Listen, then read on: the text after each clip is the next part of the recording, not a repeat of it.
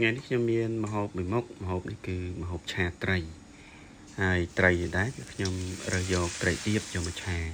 ហើយបរិមាណត្រីនេះគឺខ្ញុំរើសយកចំនួនត្រីមួយកំណាត់ក្រោយហើយចំពោះសាច់ត្រីអ្នកនរគ្នាអាចប្រើត្រីផ្សេងក៏បានដែរចំពោះត្រីវិញនៅពេលដែលមុនយើងស្រោះជាមួយទឹកគឺយើងត្រូវហាន់វាបែបនេះសិនគឺខ្ញុំហាន់យករាងតូចល្អិតបន្តិចតែបើតើអ្នកនរគ្នាចង់បានស្អាតអ្នកនរគ្នាត្រូវហាន់យកឲ្យធំបន្តិចដើម្បីជៀសវាងកុំឲ្យវារលួយឬក៏កោទៅបែកអញ្ចឹងសម្រាប់គ្រឿងក៏មានដូចទៅក្នុងរូបនេះដែរមានតែស្លឹកខ្ទឹមគល់ខ្ទឹមមើមខ្ទឹមហើយនិងម្ទេសអញ្ចឹងហើយគ្រឿងអត់មានពិបាកទេអត់មានអីច្រើនទេហើយបន្ទាប់មកយើងដាក់ទៅពុះរួចយើងចាប់ដើមស្រោះត្រីតែម្ដងអញ្ចឹងត្រីណាខ្ញុំស្រោះផ្នែកសាច់ហើយសម្រាប់ឆ្អឹងដែលឃើញនៅកណ្ដាលនោះគឺឆ្អឹងហ្នឹងគឺខ្ញុំស្រោះសម្រាប់ទុកចែកឲ្យកូនចៅហើយសារតែកូនចៅច្រើនចឹងហើយក៏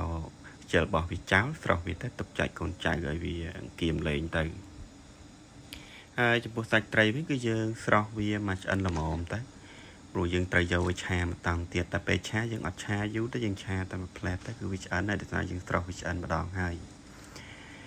សម្រាប់ការធ្វើក៏អត់ពិបាកដែរយើងដំបូងគ្រាន់តែចាក់ប្រេងឆាចូលទៅបន្ទាប់មកយើងចាប់តាមឆាគ្រឿងអញ្ចឹងនៅពេលដែលយើងដាក់ប្រេងឆាក្តៅគឺយើងចាប់តាមដាក់ខ្ទឹមហើយនិងគល់ខ្ទឹមដែលយើងបានដំហើយកាត់ជាមុនហ្នឹងយើងដាក់បំពងវាឲ្យវាឡើងក្លិនឈ្ងុយខ្ទឹមសិនណាយើងដាក់ខ្ទឹមហ្នឹងឲ្យយូរបន្តិចហើយភ្លើងក៏ត្រូវក្តៅដែរតែពេលខ្ញុំដាក់ឲ្យភ្លើងវាអត់ទាន់ក្តៅហ្មងទេចឹងហើយយើងរលីងវាឲ្យរៀងឈ្ងុយល្មមទៅចាំយើងដាក់គ្រឿងបន្ថែមហើយបើសម្រាប់របស់ខ្ញុំនេះវិញគឺខ្ញុំដាក់ស្លឹកខ្ទឹមមុននិងខ្ញុំដាក់គ្រឿងដោយសារតែខ្ញុំអត់ចូលចិត្តស្លឹកខ្ទឹមបែបស្រស់ណាតែចឹងទៅគឺខ្ញុំដាក់ស្លឹកខ្ទឹមមុននិងម្ទេសមុនដើម្បីឲ្យវាមានក្លិនឈ្ងុយបន្តិចហើយវារៀងក្រៀមនិងស្វិតបន្តិចបើមិនជាយើងដាក់គ្រឿងមុនដែលយើងឆាស្លឹកខ្ទឹមវានៅស្រស់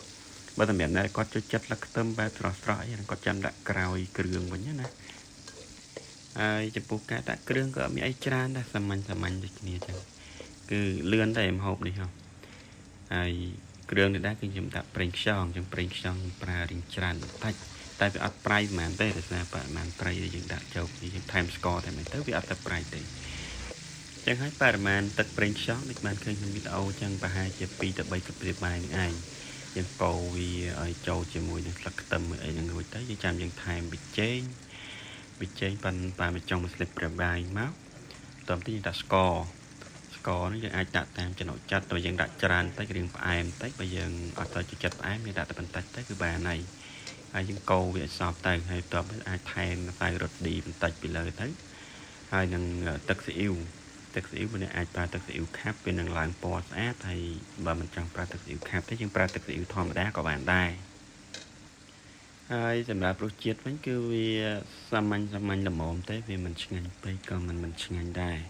អ្នកនរគ្នាអាចសាកធ្វើបានហើយម្ហូបនេះដែរគឺបើសម្រាប់អ្នកធ្លាប់ហូ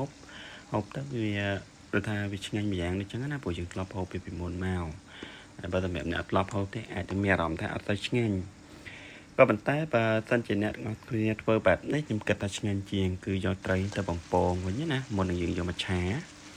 គ្រាន់តែថាការបំពងវាអាចចំណាយពេលយូរហើយយើងអាចបំពងវាជាមួយនឹងម្សៅឆាមួយអីសិនទៅដើម្បីឲ្យវាស្រួយតទៅយើងយកមកឆានៅពេលយើងកូរវាអត់បែកទេហើយវាឆ្ងាញ់ហើយសម្រាប់យើងយកមកស្រោះបែបនេះគឺវាឆាប់បែកនៅពេលដែលយើងកូរបន្តិចទៅគឺវាបែកក៏តែរសជាតិវាមួយយ៉ាងដែរវាមិនឆ្ងាញ់ដល់ត្រីបំពងទេបើមិនយើងបំពងឬយកមកឆាវាអាចឆ្ងាញ់ជាងហ្នឹងហើយចំពោះត្រីឆានេះដែរគឺយើងអត់កូរយូរទេសម្រាប់ការកូរនេះកូរតែប្រហែលត្រឡប់ឲ្យវាចូលគ្រឿងទៅបានហើយដោយសារសាច់ត្រីយើងបានស្រោះឲ្យម្ដងវាបានចូលជាតិរួចហើយចឹងបន្ទាប់មកយើងគ្រាន់តែបន្លត់ភ្លើងវាទៅហើយយើងដួសដាក់ចានវាជាការស្រេចហើយយើងអាចញ៉ាំបានក៏តែយើងអាចភ្លក់មើលមិនសិនខ្លាចក្រាញ់លោវាអត់ត្រូវគ្រឿងអីចឹងណាបើសិនជាប្រៃពេកឬក៏អីពេកយើងអាចថែមថយតាមហ្នឹងហើយបើសិនជាល្មមហើយគឺយើងអាចយកប៉ុណ្ណឹងតែម្ដងហើយចំពោះត្រីដែរគឺបើយើងប្រើស្ករច្រើនក៏វាអត់ឆ្ងាញ់ហ្មងដែរវាផ្អែមណាវាមិនដូចជាប្រភេទសាច់ជ្រូកទេចឹងយើងប្រើបរិមាណស្ករល្មមទៅឲ្យតែផ្អែមល្មមកុំឲ្យផ្អែមពេកចឹងគឺឆ្ងាញ់ហើយ ហើយម្ហូបឆាត្រីដែរបើសិនជាយើងមានបន្លែស្រស់យើងអាចយកបន្លែហ្នឹងមកត្រឡប់ឬក៏យើងស្រស់ទឹកមួយឆាវសិនទៅប្រោះទឹកក្តៅហ្នឹងហើយចាំយើងយកមកញ៉ាំជាមួយគឺឆ្ងាញ់ម្ដង